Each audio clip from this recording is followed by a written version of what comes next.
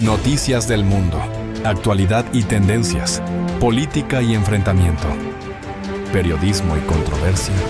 Bienvenido a tu canal Mundo al Día. Los días de Nicolás Maduro a la cabeza del régimen de Venezuela están contados. Así lo dijo el presidente Donald Trump en entrevista para la cadena CBS News. El mandatario estadounidense también fue consultado sobre un posible ataque terrestre en suelo venezolano. La noticia en directo la tiene desde Washington nuestro periodista Roberto Macedonio. Roberto. ¿Qué tal? Muy buenas tardes. Pues entre otras cosas, Donald Trump evitó dar detalles sobre una posible intervención terrestre en Venezuela. Y eso es lo que hoy es noticia en Estados Unidos. Dijo que es información que no puede compartir con los periodistas, pero sí que habló en general de las relaciones entre Estados Unidos y Venezuela y de la presión al régimen de Nicolás Maduro. El presidente de Estados Unidos descartó una posible guerra con Venezuela, pero aseguró que los días de Maduro están contados. Escuchen lo que afirmó a bordo del Air Force One ante preguntas de periodistas. Bueno, ¿cómo podría responder a una pregunta como esa? ¿Hay planes para un ataque contra Venezuela? ¿Quién diría eso? Suponiendo que los hubiera, ¿te lo diría yo? ¿Qué clase de pregunta es esa? Mira, ya veremos qué pasa con Venezuela. Y estas declaraciones en el avión se producen justo después de conceder una entrevista a la cadena CBS News en la que afirmó que, desde luego, Estados Unidos está comprometido con la lucha contra el narcotráfico. Donald Trump dijo en esa entrevista que los días de Nicolás Maduro están contados. Y en esos mismos términos se han pronunciado hoy, hace horas, legisladores aquí en Washington. La mayoría de ellos del Partido Republicano. Congresistas como Mario Díaz Balart o Carlos Jiménez han defendido en sus redes sociales la importancia del operativo contra el narcotráfico que está llevando a cabo Estados Unidos. Y en sintonía con esa cuenta atrás o con esos días que estarían contados para Maduro, se ha pronunciado el senador republicano Rick Scott con un mensaje conciso pero claro, un tic-tac con el que le quiere decir a Maduro que cada vez falta menos para que salga del poder. Hemos reunido para ustedes las principales reacciones de legisladores en Estados Unidos. Mantengamos la seguridad de nuestro país mediante la paz a través de la fuerza. El Cartel de los Soles es una banda terrorista como Al-Qaeda. Debe ser completamente aniquilada. Aplaudo el liderazgo del presidente Trump en la protección de Estados Unidos frente a la amenaza del narcoterrorismo. TikTok, Maduro.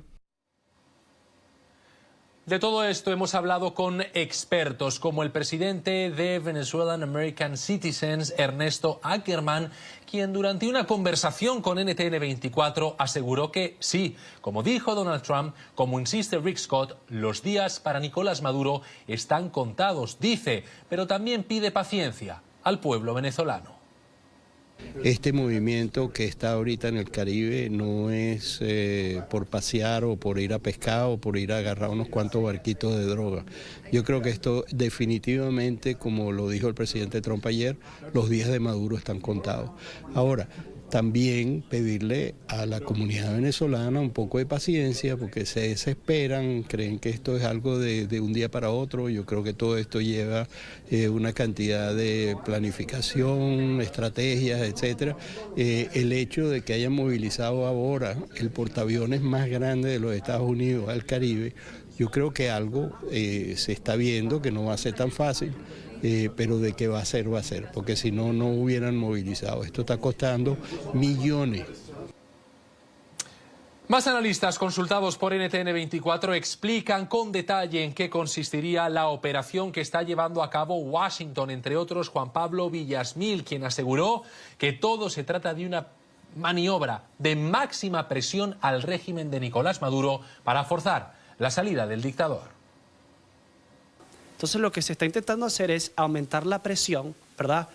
He escuchado bastante que están cavando búnkers en Venezuela, les da miedo, que es genial para los Estados Unidos. Quieren seguir creando esa presión, seguir diciendo, mira, vamos a seguir bombardeando estos barcos, vamos a bombardear dentro de Venezuela localizaciones específicas, militares o conectadas con el narcotráfico. No están siendo bastante específicos. Van a seguir aumentando poco a poco esta presión para que después aquellos actores que ya están conectados con Estados Unidos dentro de Venezuela puedan terminar la acción. Y senadores del Partido Republicano como Lindsey Graham aseguraron en los últimos días que Donald Trump informaría al Congreso y al Senado de una posible intervención terrestre en Venezuela a su regreso de Asia. Pasados días de la llegada de Estados Unidos, de la llegada del presidente Trump a Estados Unidos, ese movimiento, por el momento, no se ha producido. La información desde Washington para NTN 24. Feliz tarde. Gracias, Roberto. Feliz tarde. Gracias por tu reporte. Y sobre este tema, me hemos invitado en la tarde de hoy a Isilio Arriaga, es analista republicano. Isilio, gracias por estar con nosotros y por acompañarnos con tu punto de vista. Muy buenas tardes. Un placer estar con ustedes siempre a la orden y con muchísimo gusto. Bueno, el placer es nuestro, Isilio, de tenerlo con nosotros durante esta jornada. Mire, los días de Maduro están contados. Esa es la frase del presidente Trump durante esta entrevista a canal CBS, a CBS News. Es una frase que ya hemos escuchado antes, ¿no?, por parte de congresistas estadounidenses y otros funcionarios. Pero ¿qué tan cerca o qué tan lejos estamos de que esa frase empiece a ser real y no empiece a quedar allí como parte del paisaje? Será que todavía no conoces al presidente Trump, pero efectivamente estoy de acuerdo. Los días están contados. Eso no significa necesariamente que vamos a ir a bombardear o invadir Venezuela. Mire, el problema de nosotros aquí en Estados Unidos no es ni contra Venezuela ni contra los venezolanos. Es un problema con un narcorrégimen que desde la época de Chávez ha intervenido no solamente en contra de Estados Unidos, sino en toda Latinoamérica. Y los últimos gobiernos han descuidado el patio trasero de nuestra casa, que es precisamente el hemisferio occidental. Entonces, de lo que se trata es de restablecer el poderío americano para que entiendan, es una especie de doctrina Trump, para que se entienda nuevamente que aquí está un nuevo sheriff en el pueblo, que hay una persona, un presidente que desea enviarles un mensaje rotundo a Irán, a Hezbollah, a Hamas, a los chinos, a los rusos, de que en el patio de mi casa no te metas. Hay mucha gente que dice, incluso amigos a quienes quiero y aprecio muchísimo, que esto está costando un dineral. No, mira, cuando tú tienes un narcorrégimen que ha intervenido en elecciones en toda Latinoamérica, ya se sabe que Smartmatic ha llegado hasta las Filipinas, embarcándose en trampas en las elecciones. Han intervenido, las máquinas están aquí en Estados Unidos. Mucha gente está diciendo de que se han intervenido en las elecciones aquí, que se han trampeado las elecciones. Pero además se sabe que el narcorrégimen ha financiado campañas en México, ha financiado los carteles, han financiado campañas en Colombia, en Chile, en Argentina, en Brasil, o sea, y en el Caribe a través de Cuba, que sigue con todos sus tentáculos en Latinoamérica. De manera que esto es establecer nuevamente y de una manera seria, cueste lo que cueste, para que mis amigos no se preocupen por el gasto, porque la presencia americana en tal fuerza es un mensaje claro. Le estamos atornillando, le estamos destruyendo las rutas del narcorrégimen, de manera tal que eso lo que significa es que el dinero va a dejar de entrar. Hay maneras de entrar a Venezuela sin causarle problemas a la población, sin tener que matar a nadie. Tú entras allí, agarras a quien tienes que agarrar, y eso espero que Maduro esté en la lista, lo sacas, te lo llevas y lo sometes a la justicia. Se opone, habrá que liquidarlo, están contados los días. Eso es exactamente lo que el presidente Trump está tratando de transmitir. El narcorrégimen tiene sus días contados, incluyendo a los jefes del régimen. Y esas serían las dos opciones como usted las dibuja, Isilio, o la captura o la eliminación de esos personajes. Isilio, mientras... Efectivamente, yo veo esto a mi manera, de una intervención quirúrgica, el estilo Soleimani, allá en Irán. Sencillamente vas por la cabeza, tratas de capturarlo, no puedes. Lo eliminas, es tan fácil. Estados Unidos sabe en este momento dónde duerme ese señor, dónde desayuna, dónde duerme la siesta, si es que está durmiendo, ¿no? Porque yo me imagino que debe estar en un estado de angustia acelerada, porque no saben en qué momento le va a llegar la bomba o le van a llegar los Marines y lo van a sacar a empujones de donde esté metido. Eso va a ocurrir, Estados Unidos no está apurado. Es un problema es un sitio, han sitiado a Venezuela, como se hacía en las épocas anteriores, que llegaban las cruzadas, formaban un batallón o varios batallones alrededor de la ciudad y la ciudad poco a poco iba dejando de vivir. Bueno, efectivamente, aquí el sitio es al narcorrégimen, no a los venezolanos. Sí, claro. Los venezolanos verán qué hacen una vez que salga Maduro de allí, porque esto tampoco es una intención de cambiar de régimen y de entregarle a los venezolanos un nuevo gobierno. Ese no es problema de nosotros.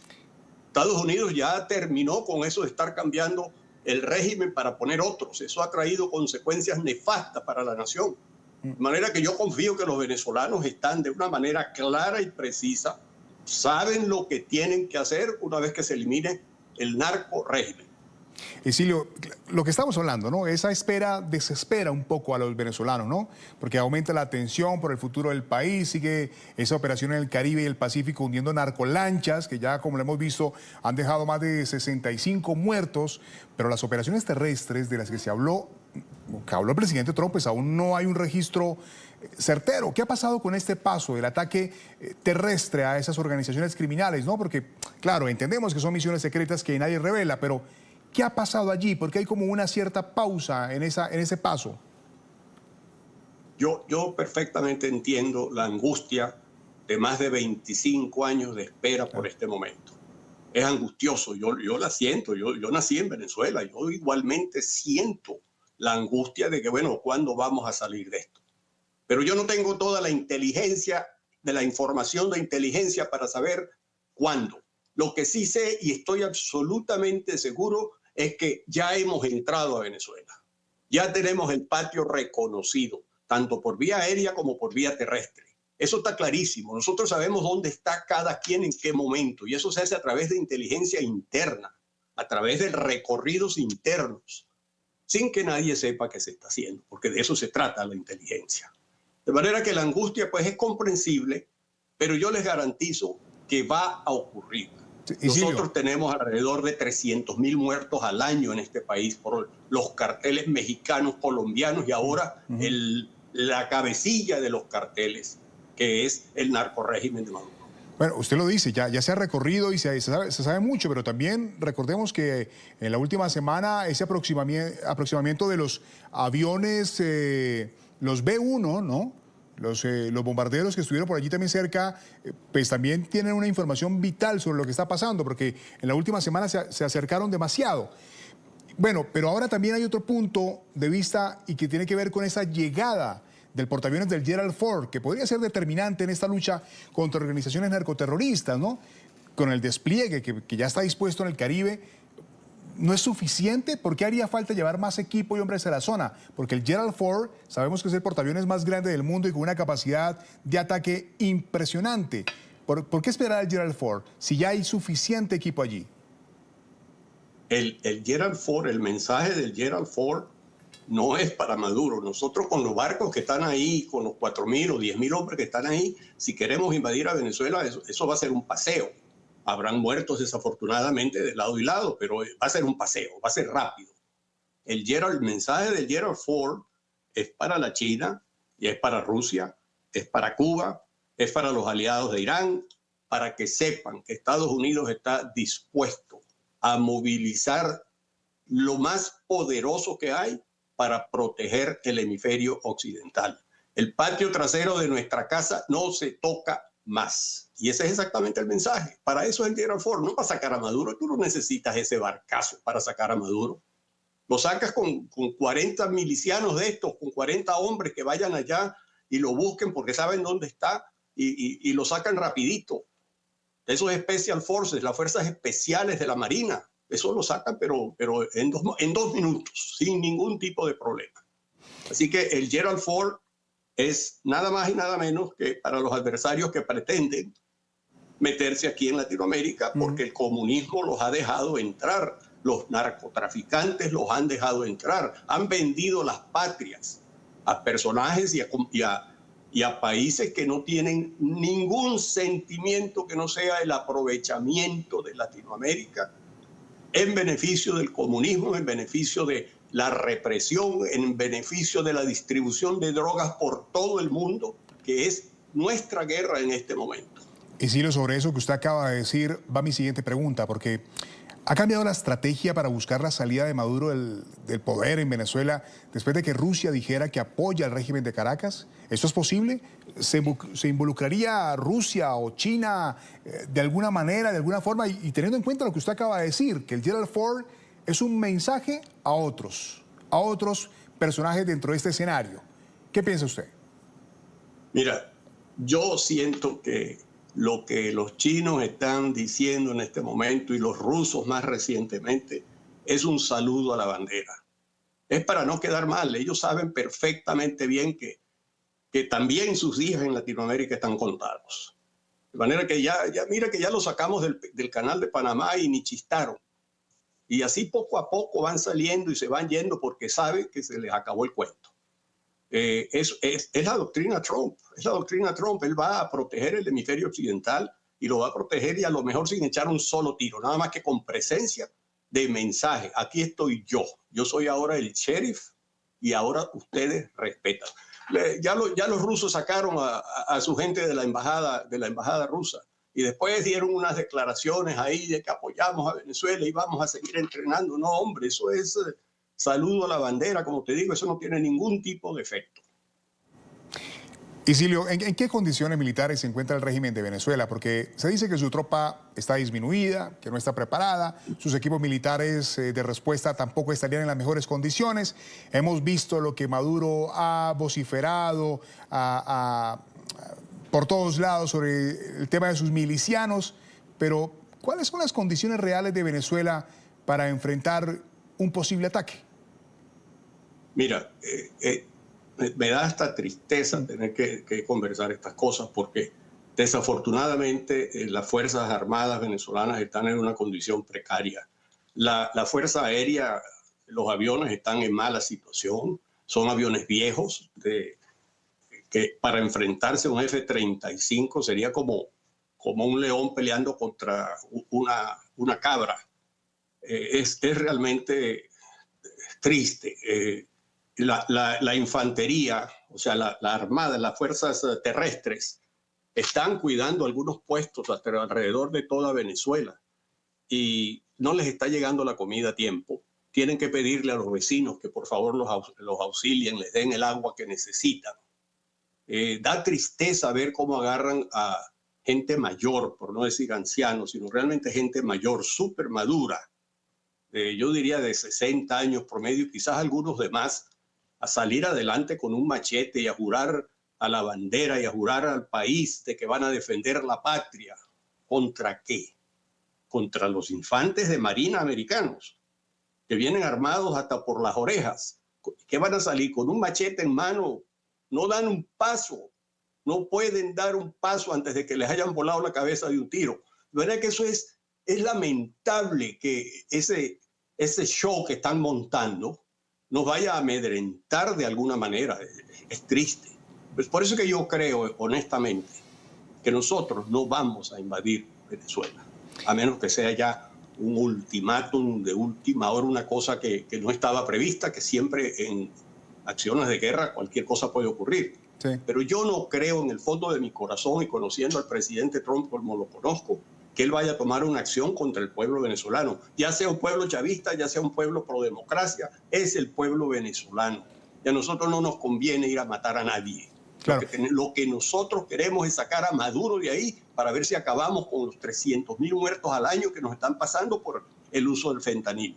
Isilio, ¿y qué decir de esa posibilidad de que sean militares dentro del régimen los encargados de entregar a Maduro? Porque ya vimos también hace una semana cuando se habló de las conversaciones que se había tenido con el piloto personal de Maduro para entregarlo, pero al parecer esa negociación no tuvo el fruto que todos hubiesen deseado. ¿Hay la posibilidad, todavía está latente la posibilidad de que alguien al interior del régimen sea la persona encargada de entregar a Maduro a las autoridades estadounidenses? Mira, yo siento que no. Yo no creo realmente que alguien vaya a tener el coraje de salir a entregarlo, pero además, como te dije originalmente, no hace falta. Si nosotros sabemos dónde está, no nos lo tienen que entregar. Nosotros vamos y lo sacamos, lo buscamos y lo agarramos y nos los traemos. Se oponen, ahí sí habrá que disparar y algunas personas van a morir, inclusive él. Así que de cualquier forma va a salir y no necesitamos, a menos que exista un alzamiento de las Fuerzas Armadas venezolanas en contra del ministro de la Defensa y todo el entourage de Maduro y Diosdado Cabello y de toda esa gente. Pero que uno se alce o dos se alcen y agarren a Maduro y lo entreguen, no lo creo. Honestamente no lo creo. Cada vez que un periodista tiene la oportunidad de preguntar al presidente Trump, en los últimos días le hacemos todos la misma pregunta. ¿Habrá una intervención terrestre en Venezuela? Fíjense, la última vez que se lo han preguntado ha sido hace horas. Y esto es lo que ha dicho. Bueno, ¿cómo podría responder a una pregunta como esa? ¿Hay planes para un ataque contra Venezuela? ¿Quién diría eso? Suponiendo que los hubiera, ¿te lo diría yo? ¿Qué clase de pregunta es esa? Mira, ya veremos qué pasa con Venezuela. Enseguida veremos otras ocasiones en las que le han hecho la misma cuestión al presidente de Estados Unidos y él en esa línea evita pronunciarse o confirmar o desmentir una posible intervención terrestre. Como el presidente de Estados Unidos no nos lo aclara, tal vez sí lo hagan nuestros panelistas. Juan Pablo, ¿habrá o no una intervención terrestre en Venezuela? Bueno, el punto no creo que es responder eso, sino que Maduro crea que va a haber una intervención. Yo creo que esa es la señal que más importa. Porque obviamente el gobierno estadounidense no prefiere entrar militarmente. Ellos no quieren una invasión. Ya vimos lo que pasó con el pueblo americano cuando se invadió Vietnam, cuando se invadió Irak. Al americano común no le gusta eso. Pero lo que Trump sí quiere es que Maduro crea que eso es una posibilidad. Y de eso se trata estos ataques. Las personas creen que estos ataques en estos pequeños botes son simplemente de acabar con las drogas, pero es mucho más que eso. Es una señal de que los Estados Unidos tienen la tecnología y la motivación para tomar acción. Y yo creo que vamos a seguir viendo un poco más de esto y seguir incrementando el miedo internamente en el régimen de Maduro. Le traslado la misma pregunta entonces a Cristi. No sé, Cristi, si puedes responder con un sí, no y por qué, o si esto es mucho más complejo, a la posible intervención por tierra en Venezuela. Esto es mucho más complejo. Yo siempre hago la comparación que uno pensaría que eso hubiese sido imposible, pero también nadie esperaba que el presidente Donald Trump atacara a Irán. Yo concuerdo con la idea de que no se necesitan botas en tierra hoy el ejército de los Estados Unidos para causar un daño en tierra en Estados Unidos. Y si bien yo creo que sí es una señal para el gobierno de Maduro, o específicamente para Maduro, yo lo veo todavía como una señal más clara para los mandos medios y altos del ejército. Y hay un problema con Maduro. Si no se resuelve el problema con Maduro, las ataques, sean en los barcos pequeños o incluso un ataque a tierra, es posible. Donald Trump, desde su primer mandato y sobre todo en este segundo mandato, se ha enfocado mucho en lo que llaman el Madman Theory, ¿no? Que es esta manera de hacer geopolítica o relaciones internacionales sin saber realmente por dónde va a atacar. Y además tienes el presidente, como digo, tienen el presidente de Irán. A mí me hubiesen dicho hace 2 años que Estados Unidos iba a atacar dentro del corazón de Irán y yo hubiese dicho es imposible o estuviéramos frente a una tercera guerra mundial. Nos dimos cuenta que nada de eso pasó. Y si lo estoy pensando yo, lo están pensando la gente abajo de Maduro, que dirá, ¿vamos a inmolarnos con Maduro o hay una manera de mantenernos en el poder sin tener que seguir esta idea de que Maduro es un hombre muerto que todavía respira? Creo que es una señal clara de que hay quiebres dentro del régimen de Maduro. Se vio cuando esta posible propuesta de seguir un madurismo sin Maduro. Entonces yo creo que más que un mensaje al mismo dirigente, sin duda es un mensaje a la gente que está por debajo de él y sobre todo a los mandos medios y altos del ejército venezolano. Aunque él se niega a responder sobre esa posible intervención militar terrestre, lo que sí dijo en una reveladora entrevista con el programa 60 Minutos de CBS es que Maduro, palabras textuales, tiene los días contados. Vean este fragmento de la conversación. ¿Y este tema de posibles ataques terrestres en Venezuela es cierto? no te digo eso. Quiero decir, no estoy diciendo que sea cierto o falso. ¿Por qué lo haríamos? No estaría dispuesto a decir que haría eso, porque no hablo con un reportero sobre si voy o no a atacar. Eres una reportera maravillosa, tienes mucho talento, pero no te voy a decir lo que voy a hacer con Venezuela, si lo voy a hacer o si no. ¿Están contados los días de Nicolás Maduro como presidente de Venezuela? Yo diría que sí, creo que sí. Yo diría que sí, Juan Pablo, dice Donald Trump, que Maduro tiene los días contados. ¿Es así? Bueno, me encanta que otra persona mencione el Madman Theory, porque la última vez que estuve aquí la mencioné yo y me sentí que el Madman, el loco, era yo por andar hablando de eso. Pero es exactamente eso de lo que estamos hablando. Trump está diciendo en esta entrevista, ¿qué está diciendo? Está diciendo algo bastante concreto. Está diciendo, yo creo que si tiene los días contados, puede pasar esto, vamos a atacar en tierra, vamos a hacer esto. Y siguen atacando barquito. El régimen de Maduro en este momento, por lo que entiendo yo, ellos son los que deben estar diciendo qué va a pasar. No lo entienden. Ellos son los que no están controlando el juego. Trump, en actuar él como el loco, es el que está controlando el juego. Él es el que toma las acciones. Él es el que mueve la pelota. Entonces, de eso se trata todo. Yo no sé lo que va a pasar. Si tú me dices que pienso que va a pasar, yo creo que de repente una agencia estadounidense puede tomar acciones domésticamente, indirectamente. Yo creo que pueden contactar a personas dentro de Venezuela, pueden hacerlo de la manera más indirecta posible. Yo creo que sí es muy posible que hayan ataques en tierra venezolana, en lugares específicos, instalaciones militares, como lo vimos en Irán. Pero, otra vez, el punto es que no sabemos. Y yo cuando le pregunto a la gente en el Departamento de Guerra, yo hablo con ellos no me responden. Ellos no quieren que nadie sepa. Y todas estos periodistas que están diciendo, ay, pero el gobierno no nos deja saber, están enseñando estas señales, no las entendemos. Es que ese es el propósito.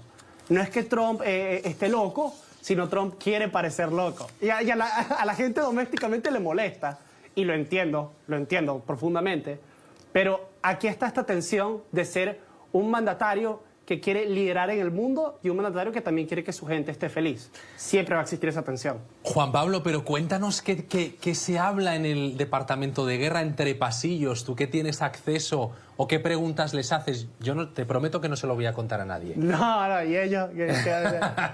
No, en serio, conozco personas del Departamento de Guerra ahora, ¿no? Ajá. Y en el Departamento de Estado, y ¿sabes? En conversaciones así tranquilas les pregunto y se niegan 100%. ¿Qué es lo que deberían hacer? Y yo como periodista me gustaría que me digan qué van a hacer, pero eso es lo que tienen que hacer. Claro. Yo no tengo por qué saber lo que está pasando en el Departamento de Defensa. Me gustaría saber, ¿no? Claro. Pero si estoy trabajando para ellos, díganmelo todo. Pero si no estoy trabajando para ellos, no. Porque la incertidumbre es la misión en Venezuela. Entonces, si la gente está reportando exactamente qué va a hacer Estados Unidos precisamente, eso es un problema, porque entonces Maduro sabe qué hacer al respecto. Claro. Y no queremos eso, ¿no?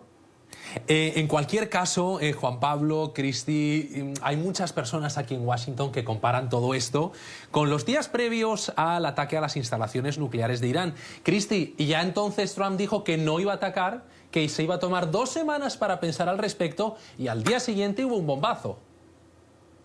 Así es. Y por ejemplo, con el tema de la información que ha venido saliendo, incluso yo diría algo que me pareció muy peculiar de esta situación hace unas semanas, fue cuando sí se filtra el hecho que habían comentado que ya habían dado la autorización para que la CIA pudiera realizar ciertas operaciones encubiertas en territorio venezolano.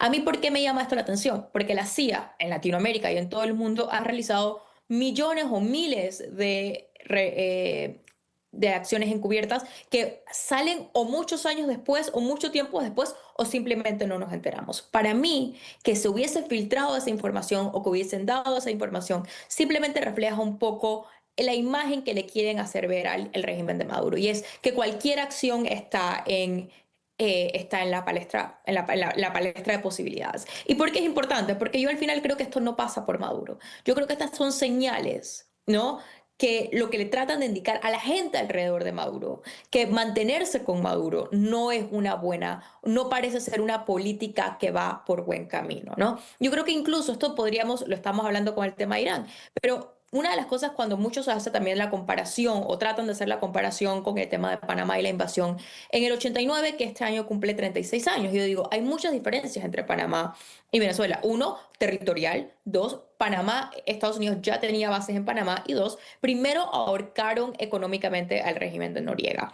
Pero lo que sí es cierto es que sí se habían mandado mensajes anteriores que la situación con Noriega no iba por buen camino. Y ese es un mensaje que no tiene que recibir Maduro, sino tiene que recibir la gente que mantiene a Maduro en el poder. ¿Y quiénes son ellos al final del día?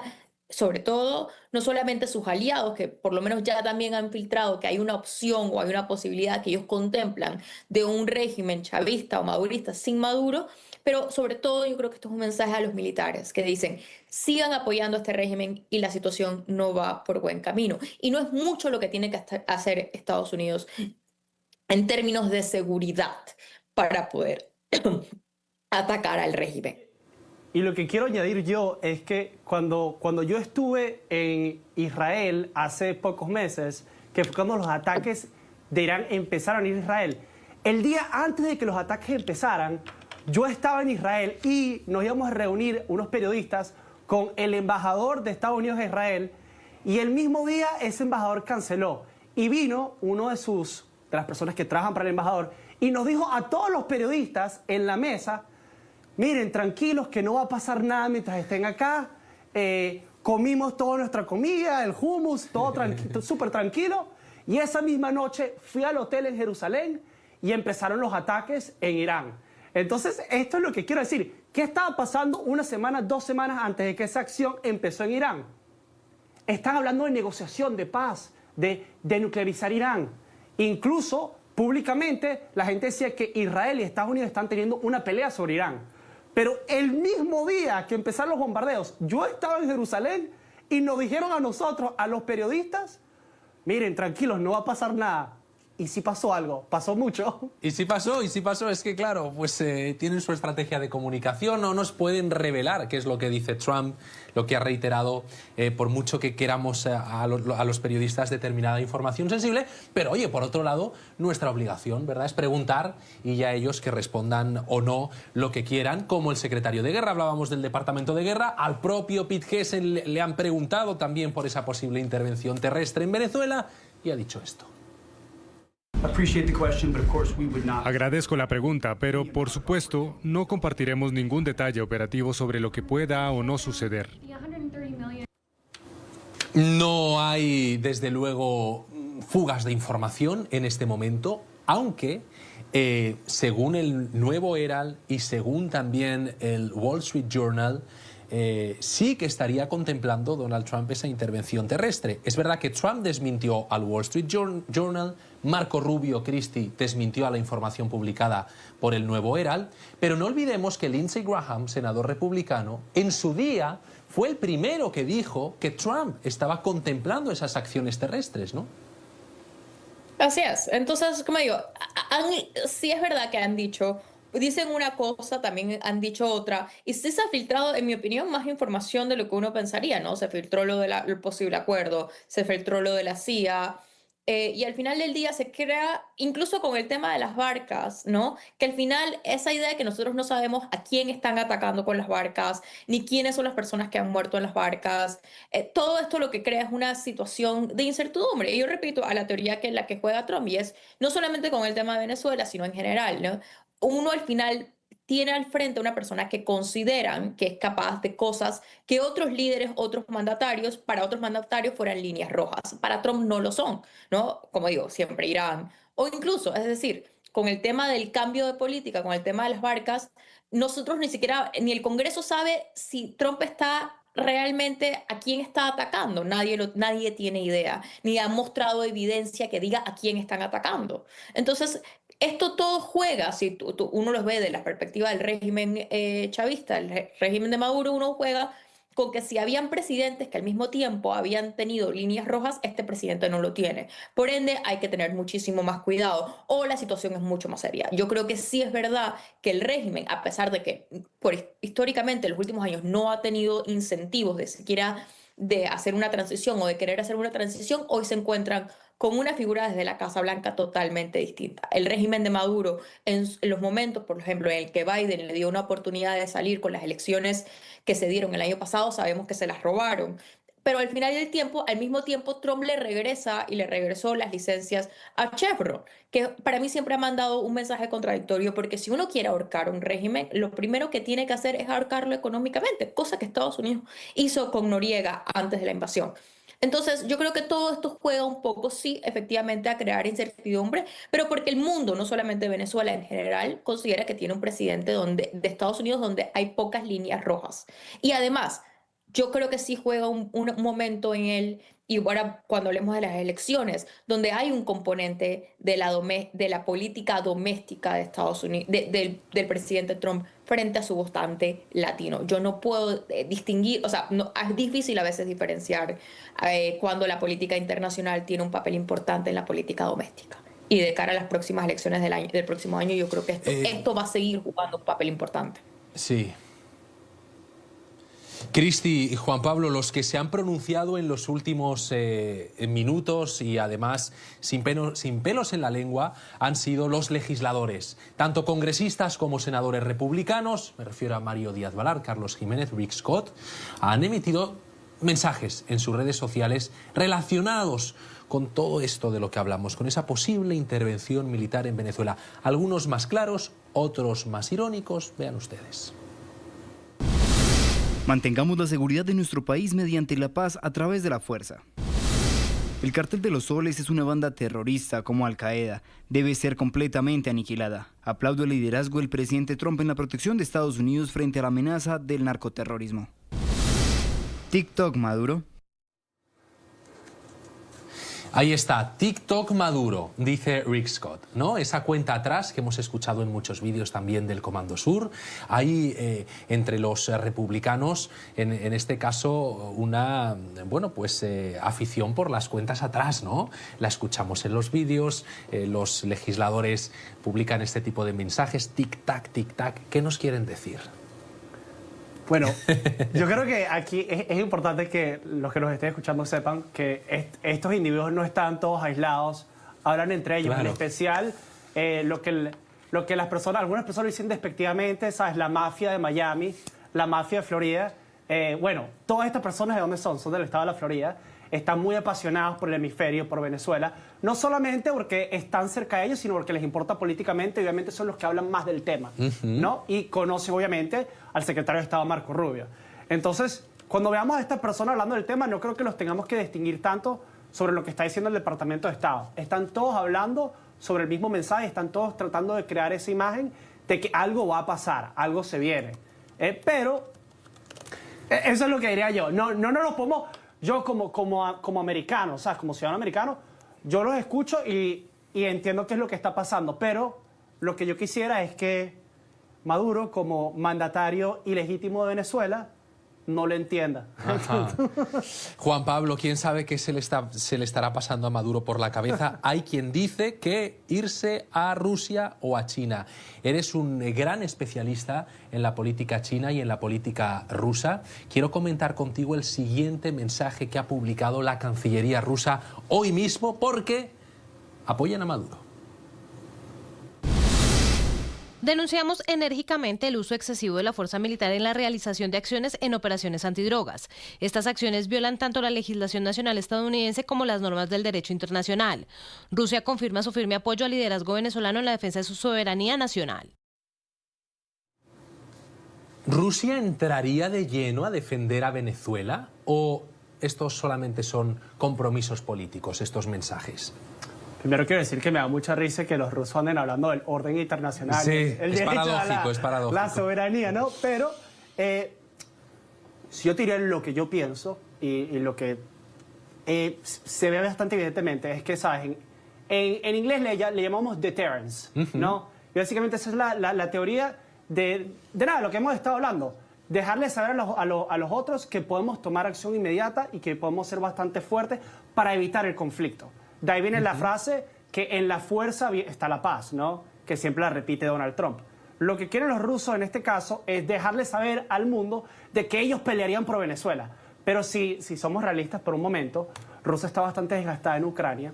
No quieren estar en una posición donde tendrían que extenderse gravemente para ir a batallar en una región mucho más distante, en donde no tienen el poder militar para posiblemente enfrentarse con los Estados Unidos, que no es lo que creo que vaya a pasar eventualmente. Entonces, este movimiento por Rusia, y hemos visto una China bastante callada comparablemente, porque están negociando con los Estados Unidos activamente ahorita, porque tienen su propio problema, que todo esto tiene que ser parte del análisis que hacemos. Todo esto se tiene que leer otra vez como deterrence, el miedo que los rusos quieren crear a los Estados Unidos.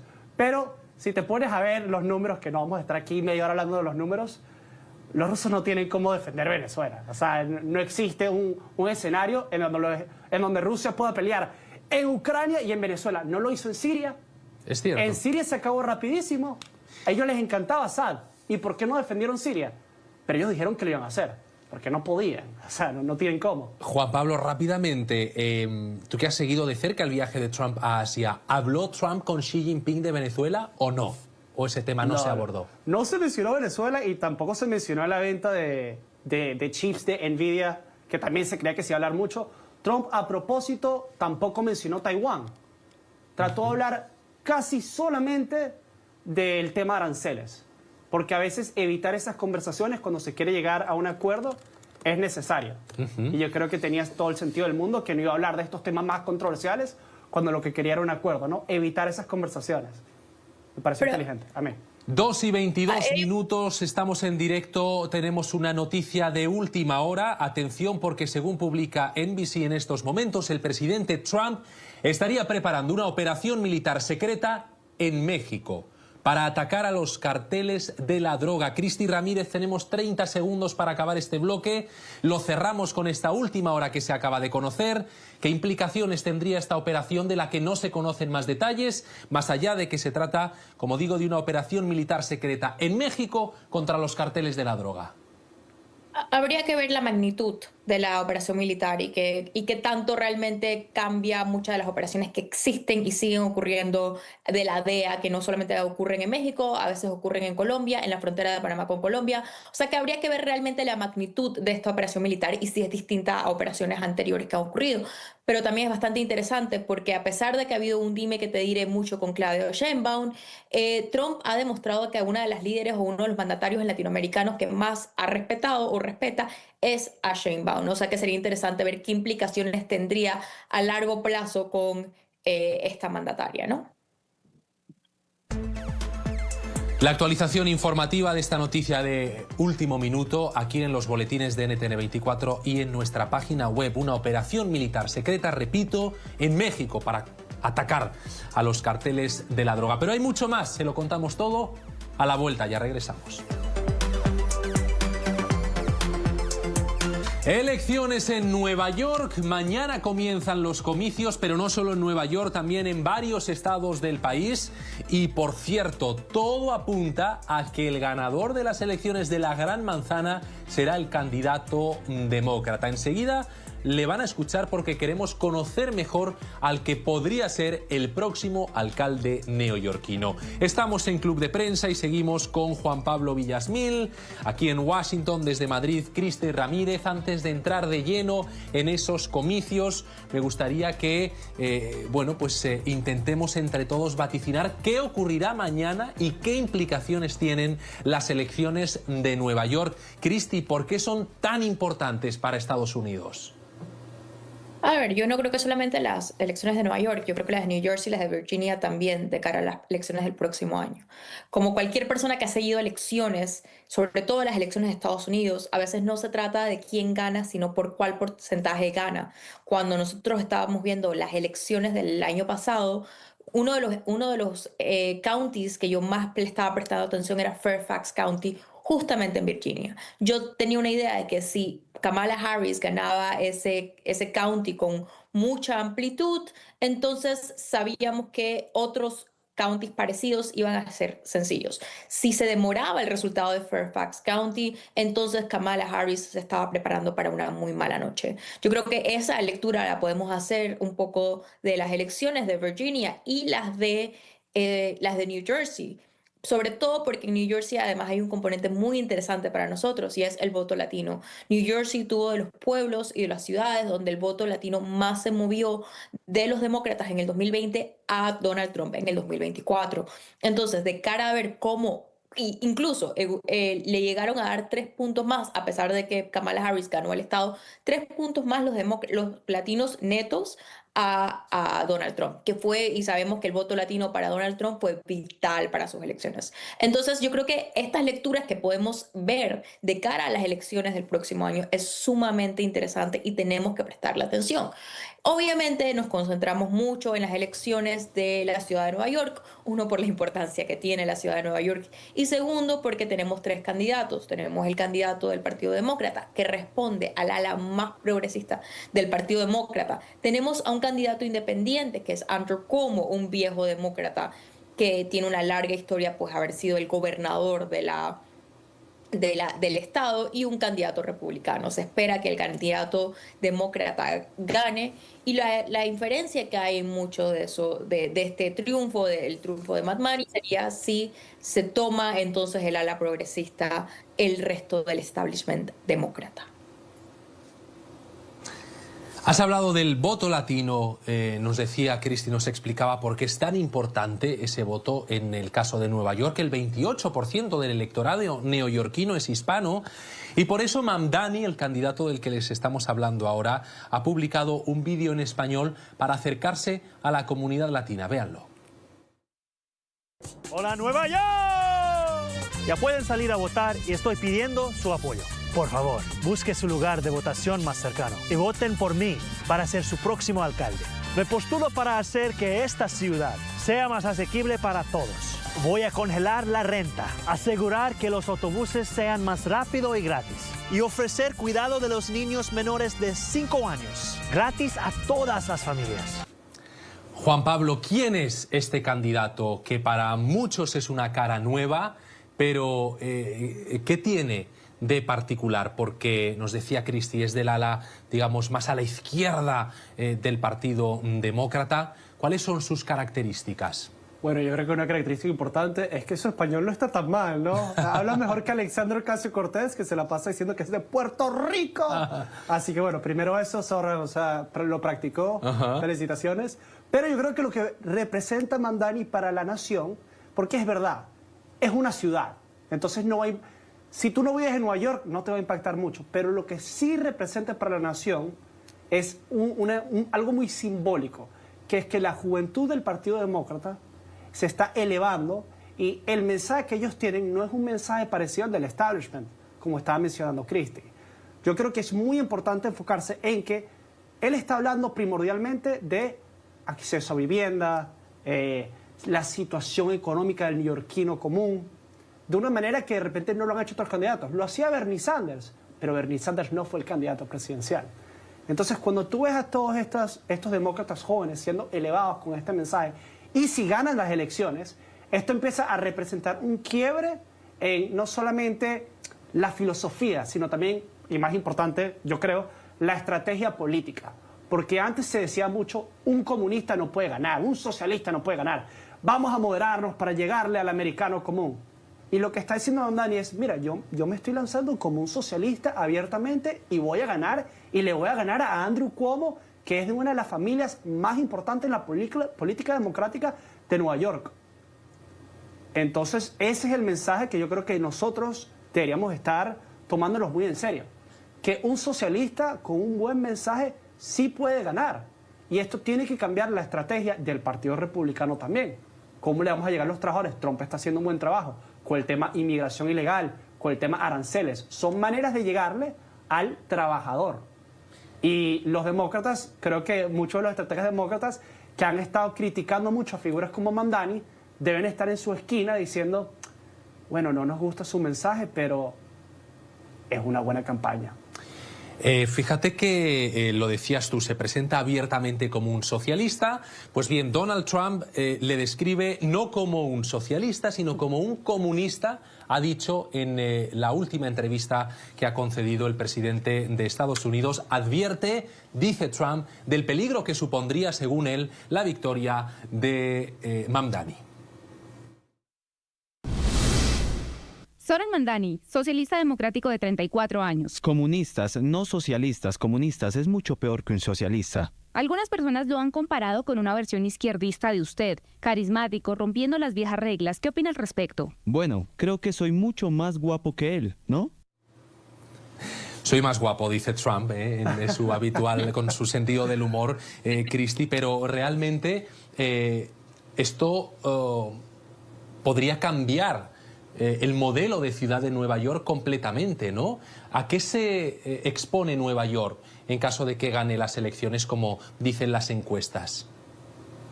A ver, yo creo que el tema comunista y marxista realmente no aplica, porque para alguien que da Marx en la universidad no lo es, pero sí es yo diría, un populismo económico tradicional de los cuales estamos muy acostumbrados a ver en Latinoamérica, cuyo plan económico no aguanta un análisis serio. Entonces, aquí habría que distinguir cómo gobernaría, porque el plan económico que él está lanzando a Nueva York no aguanta un análisis económico serio en lo absoluto, ¿no? Entonces, nada de lo que él está diciendo él tiene prácticamente cómo pagarlo, sobre todo por además las capacidades que tiene un alcalde de Nueva York de pedir deuda en los mercados internacionales o endeudar a una ciudad. Entonces, él va a estar sumamente restringido por sus limitantes de presupuesto, y además, sí, es lo que yo diría un populismo económico barato del siglo XX en Latinoamérica. ¿Qué puede él después implementar en la ciudad de Nueva York? Yo diría que es mucho menos de lo que está diciendo, además que va a entrar en una serie de peleas legales. A mí lo que no me gusta del tono de la campaña de Mad Money es exactamente eso, que sí se le puede, en mi opinión, atribuir muy parecido a lo que hizo Donald Trump, y es vamos a hacer promesas económicas que no necesariamente tienen ninguna base en la realidad de lo que tiene sus implicaciones. Y eso puede ser un populismo económico de derecha, o puede ser un populismo económico de izquierda. Y en este caso estamos viendo una izquierda. A mí tampoco me gusta hacer generalizaciones con el resto del país cuando se trata de Nueva York, que es un caso muy especial. Es el centro económico de la ciudad, del país, que tiene una élite muy particular que vota en ella, y además es una ciudad sumamente azul, sumamente liberal. Entonces es muy difícil hacer pues generalizar sobre Nueva York y el resto del país, pero yo sí creo que le plantea al resto del establishment demócrata, o por lo menos van a hacer ver que le va a plantear el resto del establishment demócrata un quiebre con el pasado, o eso es lo que van a tratar de vender. Y dificultades para cumplir esas promesas, o promesas incumplibles, mejor dicho, de campaña. Esto es Club de Prensa, hay mucho más para analizar en este lunes 3 de noviembre. Ya regresamos. Llegué esta mañana desde Nicaragua, procedente de un vuelo internacional. Tuve una escala de 9 horas y así fue desde la mañana. Mi vuelo de esta noche a Detroit sale a las 7:55. Estaba en la fila y dije que era imposible llegar a tiempo. Largas esperas, ya lo ven en los aeropuertos de Estados Unidos, es una de las muchas consecuencias que está teniendo el shutdown, el cierre del gobierno por la imposibilidad de llegar a un acuerdo presupuestario entre demócratas y republicanos. Y ante la falta de consenso no hay fondos, y eso afecta, por ejemplo, a los aeropuertos, también a los museos, a los parques públicos. El país está empezando ya a lamentar ese shutdown, y los ciudadanos, sobre todo en los aeropuertos, es posiblemente uno de los lugares donde más se quejan. Juan Pablo, ¿se va a solucionar este shutdown o qué más tiene que pasar? Bueno, yo creo que se puede solucionar, pero en este caso, como de repente no lo sabrá el americano común, se trata de que los demócratas simplemente voten y negocien después. O sea, mi mamá me llamó ayer en la noche y me dijo: Juan Pablo, ¿es verdad que Trump está cerrando el gobierno y que no lo quiere abrir? Yo le dije: mamá, ¿tú crees que Trump quisiera eso en su nombre? ¿Tú crees que Trump quiere que cierren el gobierno indefinidamente y que los afecte negativamente a su partido cuando tiene una elección próximamente, y cuando se sabe que usualmente el americano directamente siempre es culpa del presidente? Yo creo que en este caso bastante particular, los demócratas quieren que antes de esta elección, bueno, cuando la elección pase, exista esta frustración en el pueblo americano, que es una frustración que yo comparto. Yo no quiero que el gobierno esté cerrado. Es un desastre para los americanos que necesitan que el gobierno está abierto. Mis amigos que están trabajando y no van a recibir paga en estos meses. Desastroso. Pero creo que todas las personas que están culpando ahorita directamente al presidente Trump deberían saber que solamente hay un republicano que votó en contra del primer bill que se presentó, y fue Rand Paul, que filosóficamente es un libertario que siempre está opuesto a que se expanda el gobierno en general. Pero 3 demócratas votaron con los republicanos. 3 demócratas, incluyendo al senador John Fetterman. El senador John Fetterman dijo, miren, deberíamos abrir el gobierno y negociar después. Pero los demócratas están diciendo, nos negamos a votar por esto porque no se están dando las extensiones a Obamacare que fueron otorgadas durante la pandemia. O sea, ellos están diciendo, si no se hace esto pequeño, bueno, pequeño relativamente, porque sí es un tema que importa, vamos a cerrar todo el gobierno. Entonces ahorita los demócratas están diciendo, mire, está afectando a SNAP, está afectando, va a afectar a los militares, va a afectar a las profesoras. Pero si simplemente votaban por lo que se presentó la primera vez, no hubiese existido ese problema. Hubiese sido un problema de un específico extensión de un servicio de Obamacare. No Obamacare completamente, simplemente que se extendió el dinero que recibían las personas porque estábamos en una pandemia. Y muchos republicanos están diciendo, mira, podemos negociar eso después, pero vamos a pasar esto para empezar. Claro. Porque más del 50% de los republicanos dicen, mira, eso se dio simplemente porque estábamos en una pandemia, ya no lo necesitamos, es económicamente inviable. En fin, no sé, Cristi, si son los demócratas entonces los que tienen la sartén por el mango. Tenemos un minuto. Yo creo que esto refleja más bien un síndrome más importante en la política americana en general, ¿no? Y es que cada vez, cada año, es más difícil, tanto por los demócratas como por los republicanos, ponerse de acuerdo en prácticamente nada legislativo.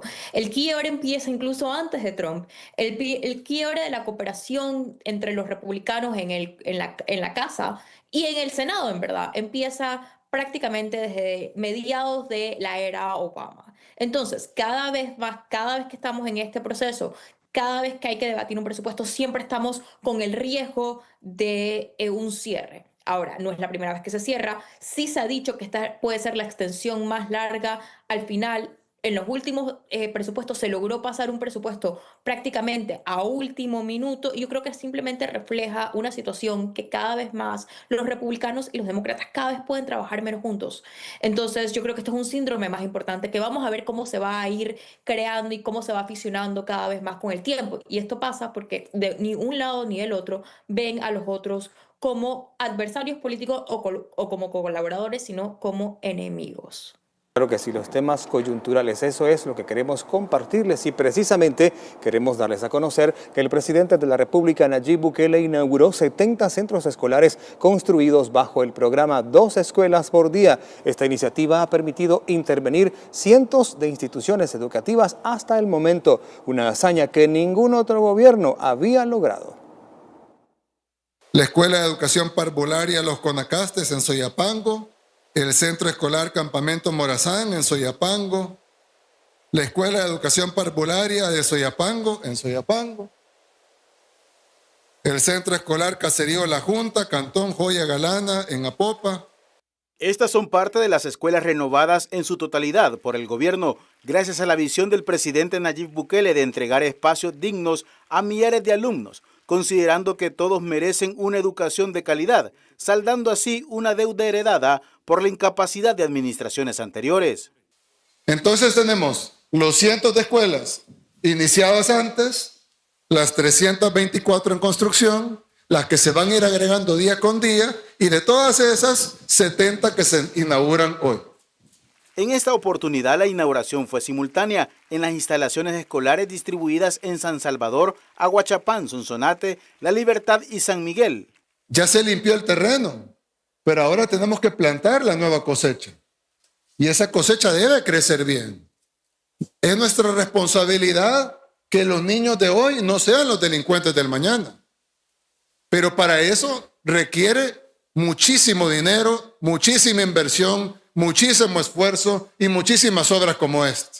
Estos centros educativos remozados son el resultado del programa 2 escuelas por día, y solo en estas primeras instituciones se han invertido más de 61 millones de dólares, demostrando que este es el único gobierno de la historia que más ha invertido en educación. el hecho de que hayan escuelas todavía en situación fea, triste, abandonada, es la prueba del país que nos heredaron y el país que aún falta mucho para reconstruir. El programa 2 escuelas por día es una iniciativa insignia que desarrolla el gobierno del presidente Nayib Bukele y es una muestra de que en la actualidad las transformaciones son palpables, a diferencia de cuando Arena y el FMLN gobernaban, que fue en el tiempo que más abandonado estuvo el sistema público de educación. De hecho, una de estas escuelas estaba así, dañada desde 1986. Pasaron todos los gobiernos de Arena, todos los del Frente y pues prácticamente así la dejaron como estaba, hasta que vino el presidente de la República y su administración, Nayib Bukele, y pues están haciendo las cosas completamente diferentes. Don Rafael, entrando ya en materia en este aspecto, por el momento van $70 millones y 61 exactamente, con 70 escuelas. Esto es un primer avance. De hecho, el programa es mucho más amplio y ya van casi 400 millones a nivel general, después de 300 y tantas escuelas en las que se ha intervenido. Pero el presidente ha inaugurado 70 escuelas con más de $61 millones de inversión aproximada. Sí, mira, a mí lo que me parece importante destacar, bueno, primero algo que yo ya he dicho anteriormente y que quiero reiterar, lo que estamos viendo aquí realmente es una mega obra que tiene unas dimensiones mucho más allá de lo que todos podemos ver en la autopista de Los Chorros, por ejemplo, ¿verdad? Porque resulta que esta mega obra que se llama reconstrucción de escuelas, o sea, todo el tema de la infraestructura, nosotros la vemos a veces solamente la escuela que está ahí, esta que se inauguró, otra por allá, pero es que tenemos que tener como conciencia de que es una meta a nivel nacional la que se está planteando. Entonces, con esa característica de una mega obra, pasamos a un segundo punto, que es ¿qué se requiere para completar esos megaproyectos? Y lo que se requiere es un esfuerzo constante, a veces se puede decir que es una labor de hormiga, que es gota a gota, pero cuando menos sentimos ya pasó cierta cantidad de tiempo y vamos avanzando, ¿verdad? Que ahorita estamos por encima de las 300 escuelas que han sido intervenidas, reconstruidas o incluso iniciadas desde prácticamente desde las bases, desde los cimientos, y esto no es más que el principio. Ese es un tercer elemento. Esto es el inicio palpable, constatable de un proyecto que va a durar muchos años, ¿verdad? Va a durar muchos años y que va a culminar precisamente cuando tengamos una infraestructura nacional completa de centros escolares totalmente renovados, ¿verdad? Cuarto punto, cuando decimos centros escolares totalmente renovados, habría que añadir incluso de acuerdo a los lineamientos pedagógicos actuales, contemporáneos. Porque si bien es cierto, ya existía una infraestructura escolar, en algunos casos muy deplorable, pero era un modelo, digamos, solamente hacer las 4 paredes, el aula, unos pupitres o mesas por ahí medio mal puestos, ¿verdad? Pizarrón, yeso y se acabó, ¿verdad? El diseño que estamos viendo ahora en los nuevos centros escolares que se están entregando es un diseño pensado pedagógicamente para la estimulación de las diferentes inteligencias de niños, niñas y adolescentes. O sea, es un modelo distinto, ¿verdad? Y eso me lleva a un quinto punto inicial, ¿verdad? Que es que lo que vemos ahorita es que el Estado no se conforma nada más con cumplir lo mínimo, ¿verdad? Porque alguien puede decir, mire, pero para tener una escuela tal vez, bueno, de hecho, algunos lo han dicho, ¿verdad? Que no se necesita gastar tanto, dice. Fíjate cómo lo ponen como gasto, no como inversión. Bastaría con hacer, digamos, algo en un sentido mucho más económico, entre comillas, es decir, ahorrarse costos, no ponerle todo el detalle que se le está poniendo y dejarlos, pues, digamos, por último, es una manera también, lo que se había tenido antes es una manera como creo yo que de menospreciar y también de desmerecer a la población, porque se le da así lo mínimo, ¿verdad? Entonces ahí tengan, ya con eso decimos que cumplimos. No, lo que se está presentando ahora son centros escolares con un nuevo diseño y con estándares que ya se ha señalado anteriormente, no difieren, no tienen nada que envidiar a centros escolares privados que pues normalmente están a nivel de infraestructura muy por encima de lo que habíamos conocido como la educación pública. Entonces esos son elementos importantes que hay que tener en cuenta a la hora de ver el avance de este megaproyecto. Y que tenemos que cambiar ese concepto, porque a nivel general muchas personas pueden decir, la escuela pública, pero realmente ahora, como usted menciona, es distinto, es diferente. Incluso en las imágenes, en los videos, en las fotografías, nosotros mismos como Noticiero El Salvador hemos ido a los nuevos lugares y definitivamente uno dice, bueno, y esta es escuela pública. Definitivamente ha cambiado. Los estudiantes de esta época pues también son más tecnológicos, como dijo usted, están a ese nivel ahora mismo. Sí, en eso del concepto de la escuela pública también se ha mencionado mucho, ¿verdad? Los que, digamos, tenemos ya cierta edad, no me van a negar, ¿verdad? Digamos, remontémonos no a la época de las pandillas, antes de la época de las pandillas. 80s. Estamos hablando de...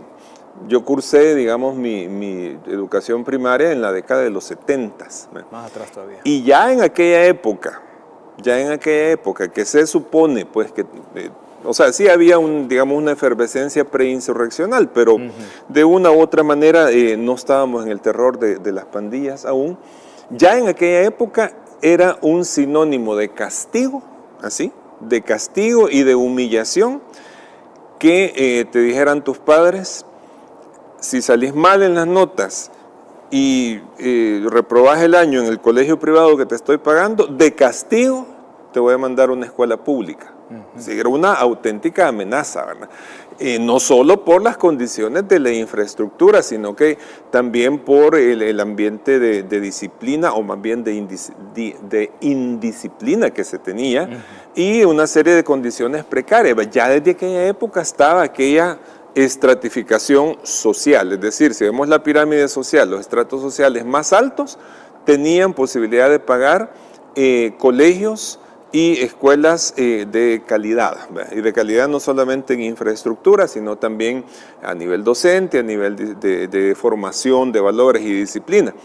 Pero las clases populares, eso que se da a entender como las clases o los sectores populares, ¿verdad? Dependiendo del enfoque sociológico que se tenga, pues estaban prácticamente condenados a perpetuar las precariedades económicas y culturales que tenían, porque los centros escolares, las escuelas públicas, los institutos nacionales que se les asignaban eran nada más pues para cumplir, para salir del paso, pero no se le ponía realmente un énfasis o un interés a la formación educativa. Pues de ahí que era un esquema social y también un esquema educativo que perpetuaba las diferencias sociales. Es decir, los que están arriba siempre van a estar arriba porque van a tener mejores oportunidades, y los que están abajo en la pirámide socioeconómica pues siempre iban a estar abajo porque no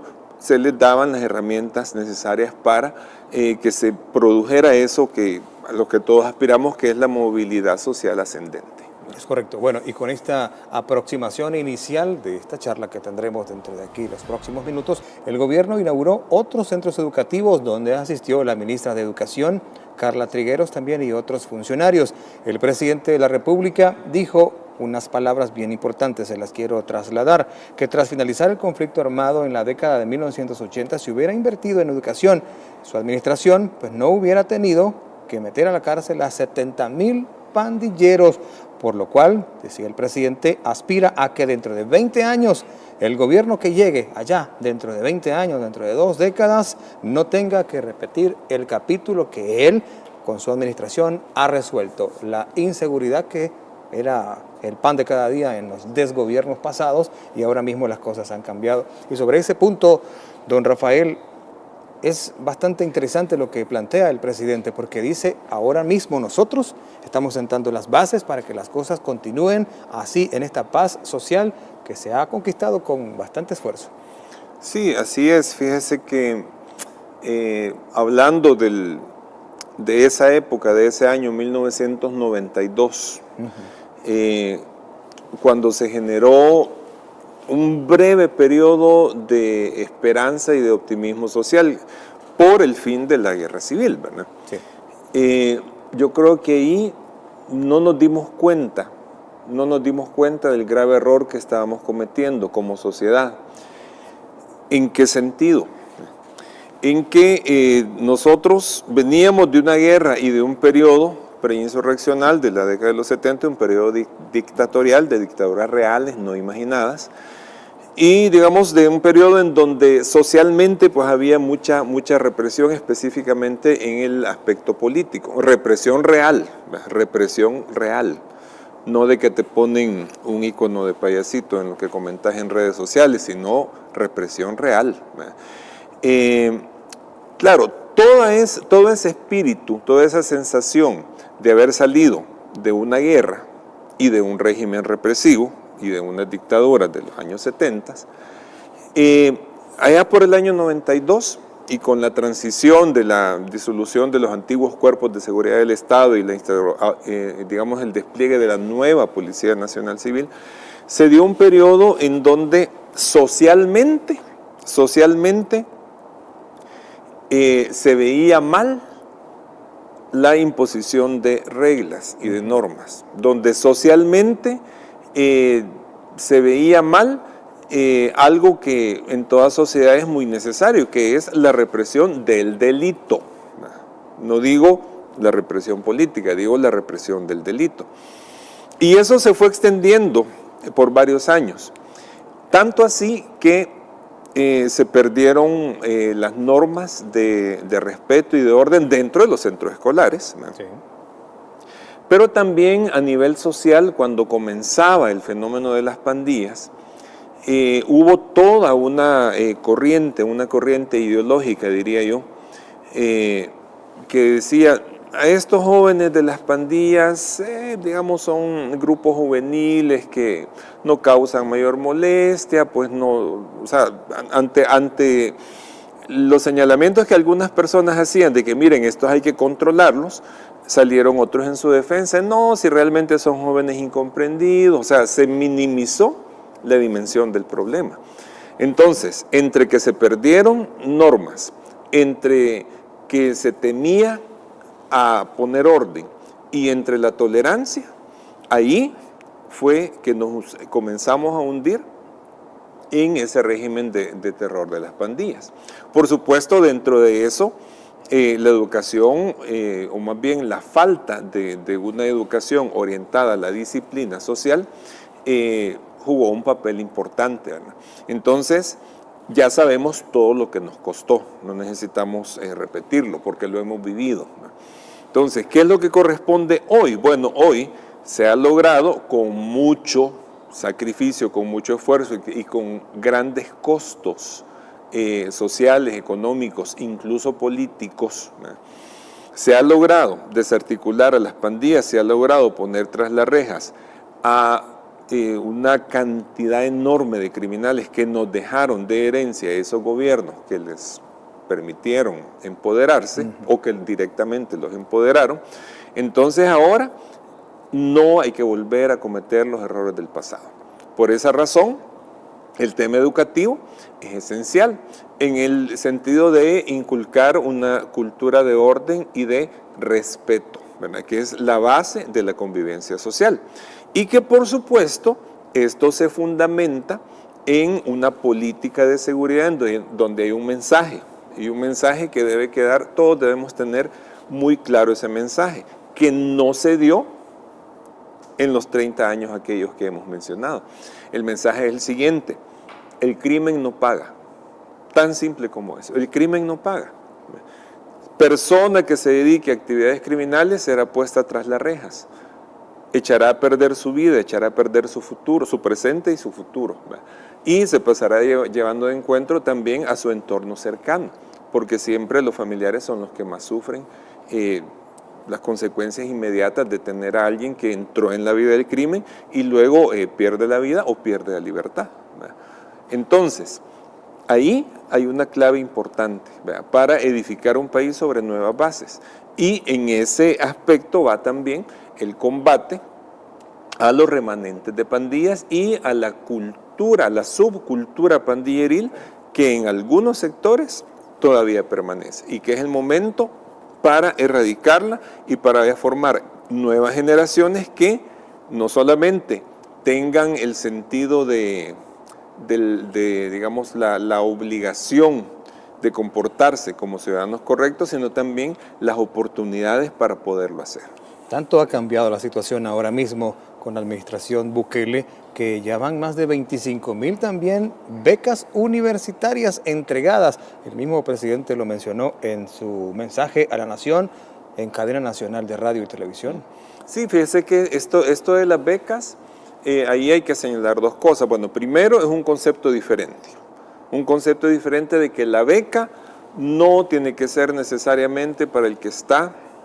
Digamos que esta es la pirámide educativa y los que son súper genios van a merecer su beca. Sí, está bien que la tengan, pero hay una buena cantidad de estudiantes, nosotros lo sabemos porque estamos diariamente en las aulas, hay una buena cantidad de estudiantes que tal vez no son los que siempre sacan 9 o 10, tal vez son estudiantes que sacan 8, incluso 7, pero tienen múltiples inteligencias, tienen capacidades en diferentes áreas de su vida.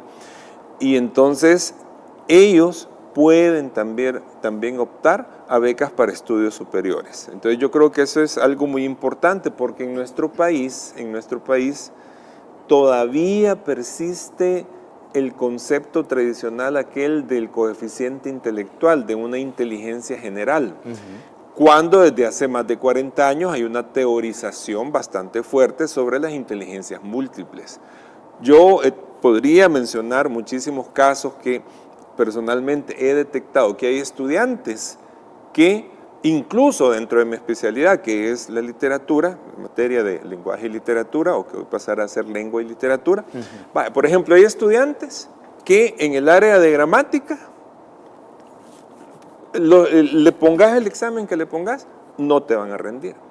Pero en el área de expresión oral son extraordinarios, realmente extraordinarios. Entonces, quizás hay carreras y hay cursos de formación superior que le van más a este otro tipo de estudiantes. Hay otros estudiantes que serán muy buenos para las matemáticas. Bueno, ahí tienen su campo. Pero creo yo que alguien que se le dificulta la matemática no se va a meter a estudiar ingeniería química.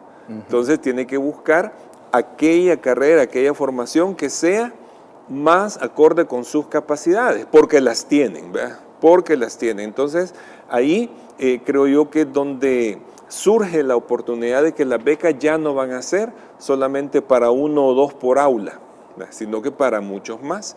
Y con la colaboración, por supuesto, de muchísimas instituciones de educación superior privadas, que ese es otro elemento que hay que entender, ¿verdad? Las instituciones educativas privadas de educación superior juegan un papel importante porque entran a colaborar en algo que no es para beneficio del gobierno de El Salvador, es para beneficio del Estado salvadoreño, es decir, de toda la población.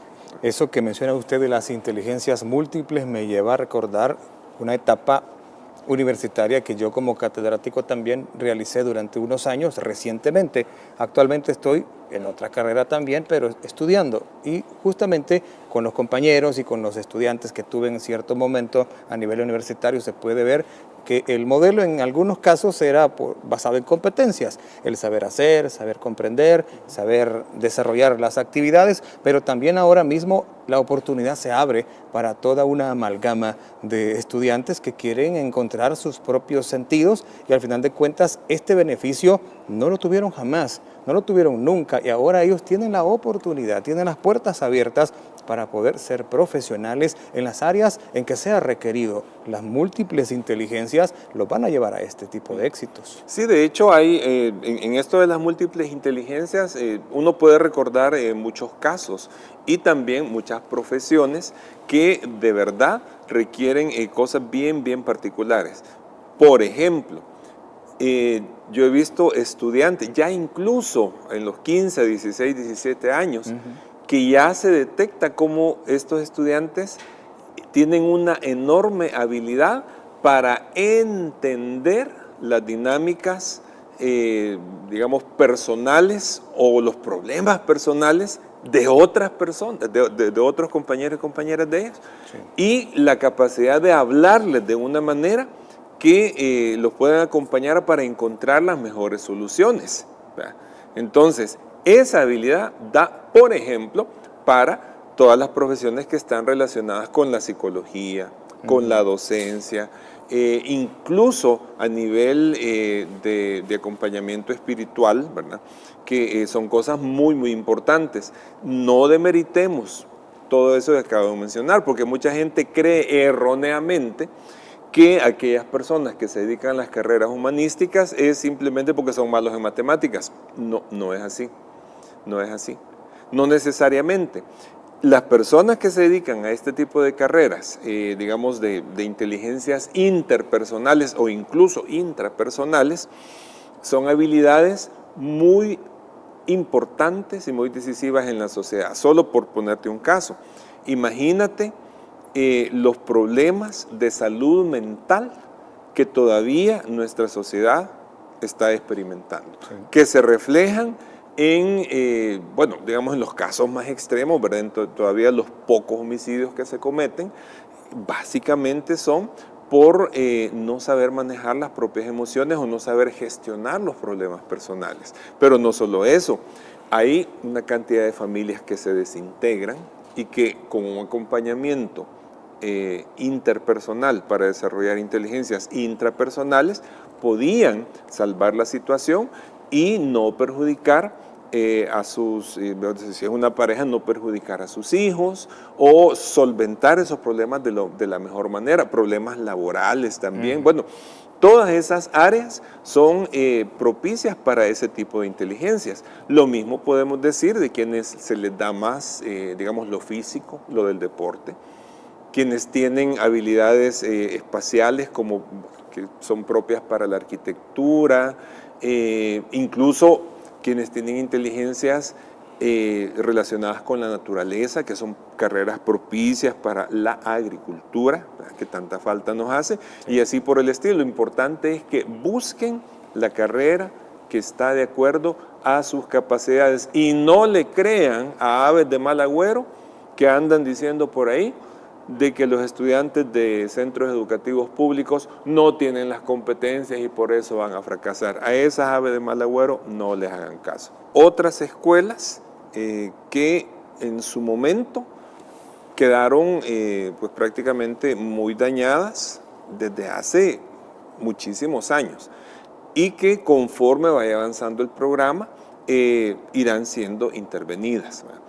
Yo creo que hay una diferencia bien fundamental de este programa de 2 escuelas por día con respecto a lo que se había hecho en el pasado. Y es lo siguiente, fíjate que, digamos, a nivel de presentar resultados, el presidente lo dijo, ya presentar 70 centros escolares de ese nivel, de esa calidad, alguien podría decir, bueno, es suficiente para que usted diga que ya cumplió.